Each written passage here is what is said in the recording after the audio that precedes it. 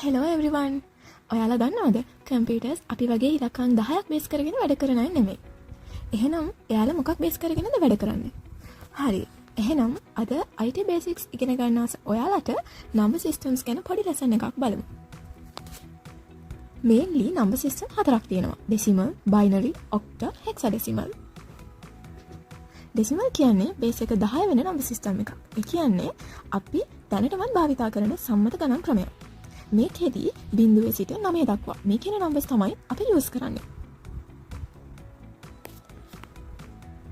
Binary කියන්නේ base එක දෙක විදිහට සලකා කම්පියුටර්ස් යූස් කරන ගණන් ක්‍රමයක්.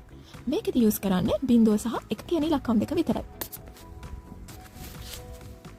ඔක්ටා කියලා කියන්නේ බේස් එක 8 වෙන ඒ කියන්නේ බිංදුවත් 7ත් අතර නම්බර්ස් යූස් කරන්න පුළුවන් ගණන් ක්‍රමයක්. එතකොට හෙක්සාඩෙසිමල් කියන්නේ බේස් එක 16 විදිහට. ඒ කියන්නේ බිංදුවේ සිට 9 දක්වාත් ඒ අතර තියෙන ඉලක්කම් සහ ඊට පසු 10 සිට 15 අතර ඉලක්කම් වෙනුවට ඉංග්‍රීසි හොඩියේ ඒ අකුරේ සිට F අකුර දක්වා අකුර යූස් කරලා ගණන් කරන ක්‍රමයක්. ඉතින් මේ හැම නම්බර් සිස්ටම් එකක්ම කොහොමද කන්වර්ට් කරන්නේ කියලා ඊළඟ වීඩියෝ සීරීස් එකෙන් බලමු. මේ නම්බර් සිස්ටම්ස් වලට අමතරව ඔයාලා දන්න තවත් නම්බර් සිස්ටම්ස් තියෙනවා නම් කමෙන්ට් එකක් දාගෙන යන්න මතක කරන්න එපා.